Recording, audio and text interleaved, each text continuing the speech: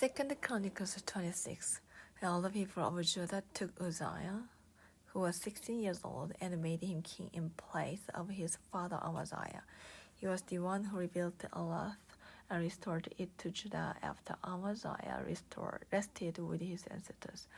Uzziah was 16 years old when he became king, and he reigned in Jerusalem 52 years.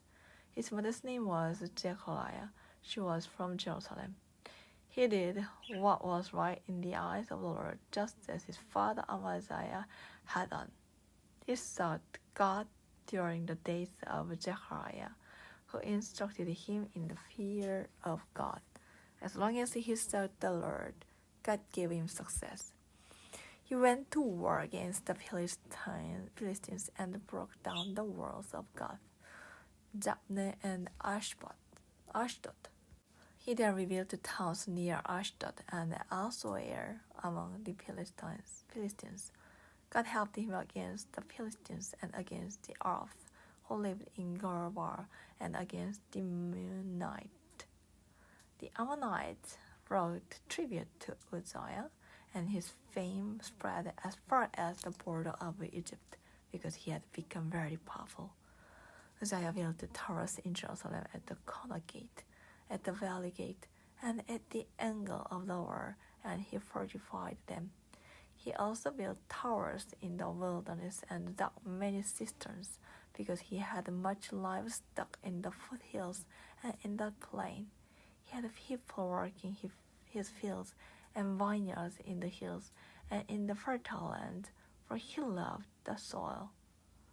Uzziah had a well-trained army, ready to go out by divisions according to their numbers, as mustered by Yale, the secretary, and Messiah, the officer, under the direction of Hananiah, one of the royal officials.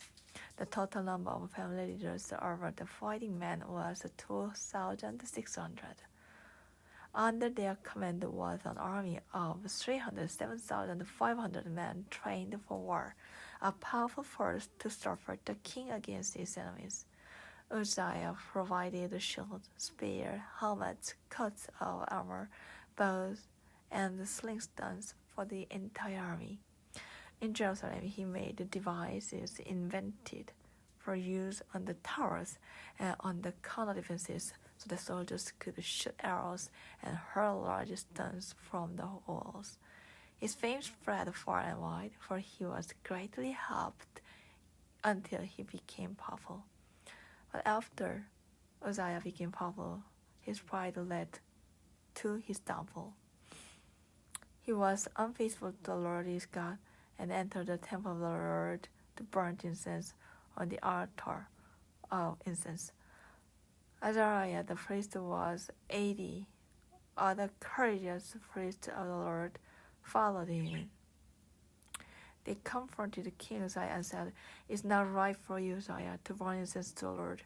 That's for the priests, the descendants of Aaron, who have been consecrated to burn incense.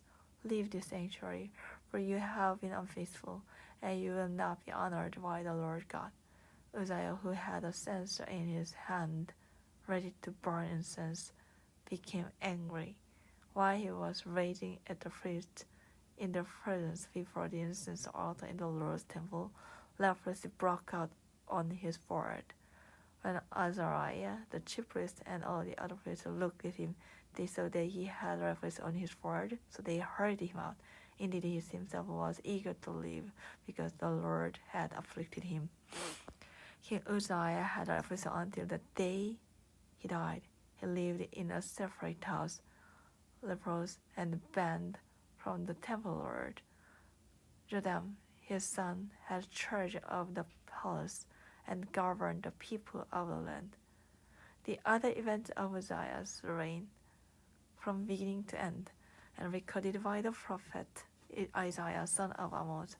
Uzziah rested with his ancestors and was buried near them in a cemetery that belonged to the kings, for people said he had leprosy, and Jotham his son succeeded him as king.